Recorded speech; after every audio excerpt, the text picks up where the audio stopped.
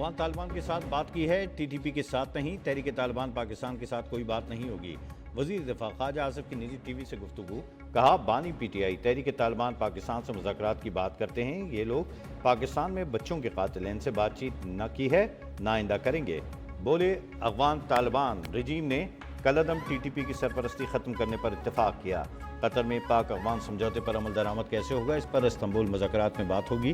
پاک افغان مذاکرات کے ماحول میں تلخی نہیں تھی، معاہدے کی خلاف ورزی ہوئی تو برادر ممالک کو کہا جائے گا۔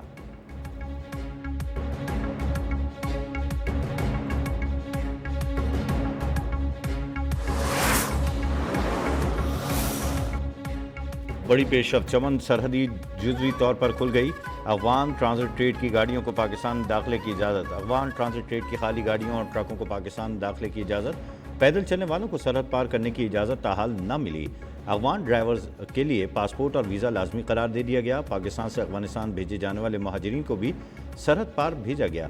10 روز سے بند تورخم ختم بارڈر بھی اگلے 24 گھنٹوں میں کھلنے کا امکان ہے۔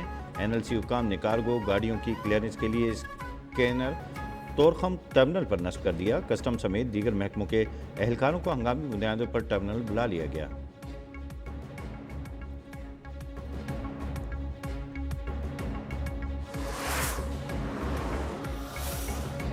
وزیر اعظم شہباز شریف آئندہ ہفتے سعودی عرب کا 3 روزہ دورہ کریں گے۔ سفارتی ذرائع کے مطابق اعلیٰ سیاسی اور عسکری قیادت بھی وزیر اعظم کے ہمراہ ہوگی۔ میاں شہباز شریف دورہ سعودی عرب کے دوران سعودی عرب کے اعلیٰ قیادت سے ملاقات بھی کریں گے۔ وزیر اعظم شہباز شریف سعودی عرب میں فیوچر انویسٹمنٹ انیشیٹو سے خطاب کریں گے۔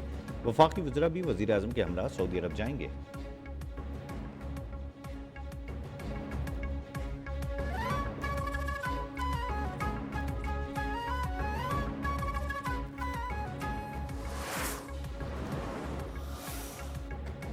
پاکستان کی کامیاب عسکری اور سفارتی حکمت عملی کا عالمی سطح پر اعتراف۔ عالمی نشریاتی ادارے سی این این کی تجزیاتی رپورٹ میں کہا گیا کہ پہلگام فالس لیک کی آڑ میں بھارت کی پاکستان کو عالمی سطح پر تنہا کرنے کی کوشش ناکام رہی۔ صدر ڈونلڈ ٹرمپ اب فیلڈ مارشل عاصم منیر کے گرویدہ ہیں۔ امریکہ اور پاکستان کے درمیان معاشی تعاون بھی بڑھ رہا ہے۔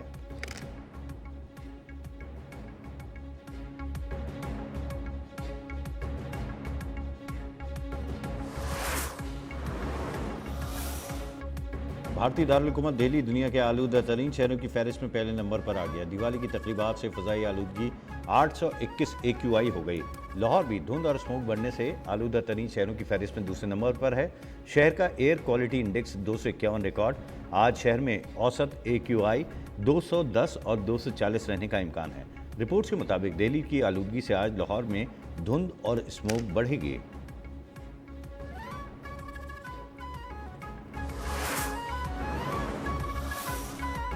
کراچی میں خشک موسم، دمہ اور الرجی جیسی بیماریوں میں اضافہ ہو گیا۔ رات کو خنک کیا اور دن میں گرمی کے باعث دمہ، الرجی، بخار اور سانس کی بیماریوں میں مبتلا مریضوں کی تعداد بڑھ گئی۔ ماہرین صحت کے مطابق گردآلود ہواؤں، کچرا جلانے، گندگی نے صورتحال کو مزید بگاڑ دیا۔ سرکاری اور نجی اسپتالوں میں دمہ، بخار، ملیریا اور ڈینگی کے مریضوں میں نمایاں اضافہ رپورٹ۔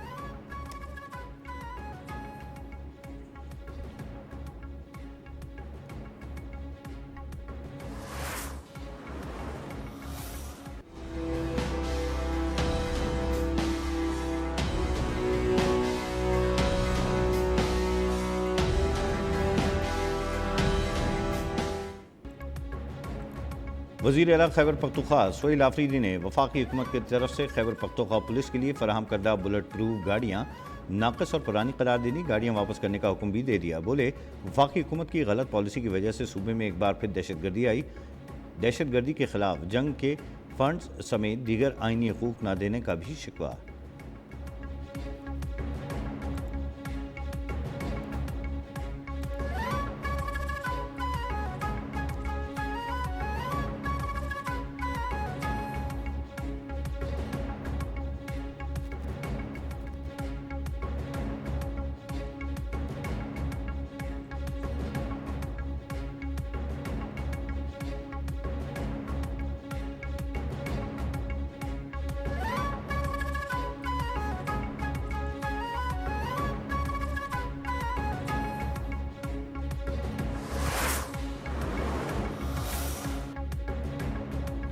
وفاقی حکومت نے وزیر اعلیٰ کے پی کے الزامات کو سختی سے مسترد کر دیا۔ بلٹ پروف گاڑیاں واپس کرنے کا فیصلہ بچگانہ قرار۔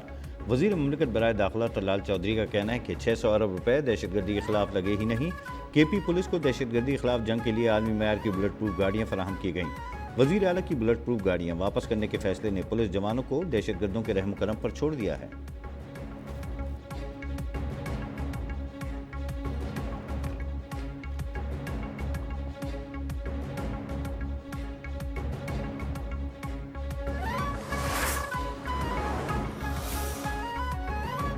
پاکستان میں نفرت اور دہشت گردی کی کوئی گنجائش نہیں۔ دہشت گردی کے خلاف جنگ میں قوم پاک فوج کے ساتھ کھڑی ہے۔ وزیر اعظم ہاؤس میں دیوالی کی تقریب سے شہباز شریف کا خطاب۔ ہندو کمیونٹی کو دیوالی کی مبارکباد دیتے ہوئے کہا کہ پاکستان میں تمام اقلیتوں کو مذہبی آزادی حاصل ہے۔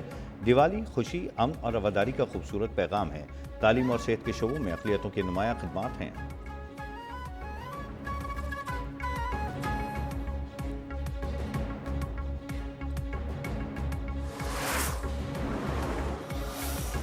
جو ریسکیو آپریشن ہے پنجاب حکومت نے الحمدللہ اپنے پیسے سے کیا۔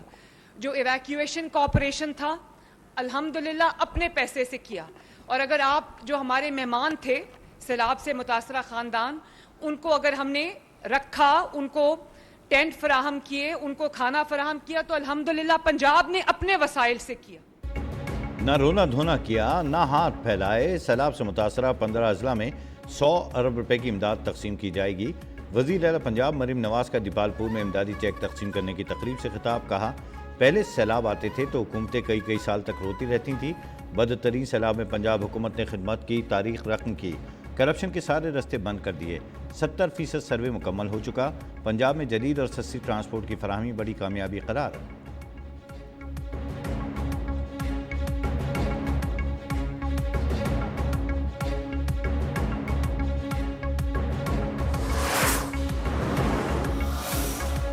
وفاقی وزیر داخلہ محسن نقوی کی کراچی میں چیئرمین پیپلز پارٹی بلال بھٹو سے ملاقات میں ملکی مجموعی سیاسی و امن و امان کی صورتحال پر تبادلہ خیال۔ محسن نقوی نے بلال بھٹو کو امن و امان کی مجموعی صورتحال پر بریفنگ دی۔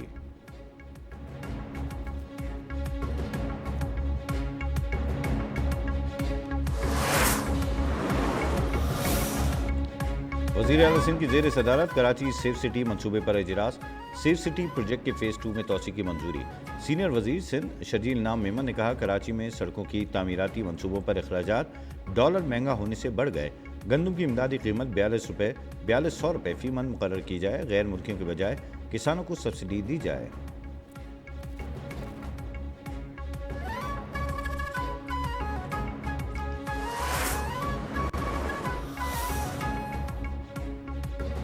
حماس نے ایک اور یرغمالی کی لاش اسرائیل کے حوالے کر دی۔ اسرائیلی فوج کا کہنا ہے لاش کو پولیس کی نگرانی میں تل ابیب کے ابو کبیر فرانزک انسٹیٹیوٹ منتقل کر دیا گیا، جہاں لاش کی شناخت کا عمل جاری ہے۔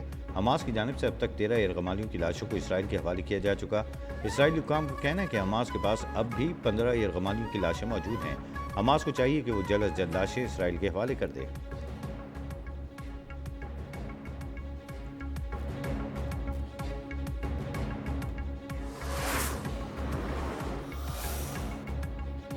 معاہدے کی پاسداری نہ کرنے پر حماس کو ختم کر دیں گے۔ معاملے کو ٹھنڈا رکھنے اور جنگ بندی کو قائم رکھنے کی پالیسی پر عمل کر رہے ہیں۔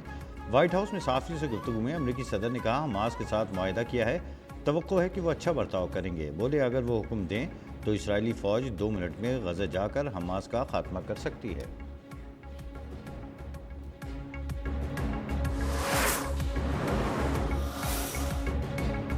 غزہ جنگ بندی کے مقاصد حاصل نہ ہوئے تو اسرائیل پر پابندی لگا دیں گے۔ یورپی یونین کی خارجہ پالیسی سربراہ کا کالیا کالسکی وزرائے خارجہ کے اجلاس میں میڈیا سے گفتگو۔ کہا جنگ بندی نے صورتحال ضرور بدلی ہے، تاہم اگر غزہ میں امداد کی فراہمی اور سنگین صورتحال میں بہتری نہ آئی تو اسرائیل پابندیاں لگ سکتی ہیں۔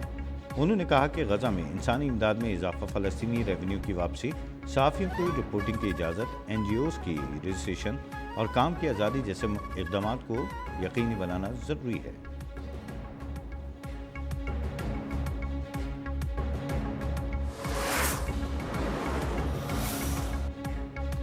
اور شاہین شاہ افریدی کو ون ڈے ٹیم کا کپتان بنا دیا گیا۔ فاسٹ بالر جنوبی افریقہ کے خلاف 3 ون ڈے میچز میں قیادت کریں گے۔ شاہین شاہ افریدی کی تقرری کا فیصلہ اسلام آباد میں ہونے والے اجلاس میں کیا گیا۔ پاکستان اور جنوبی افریقہ کے درمیان ون ڈے سیریز 4 سے 8 نومبر تک فیصل آباد کے اقبال اسٹیڈیم میں کھیلی جائے گی۔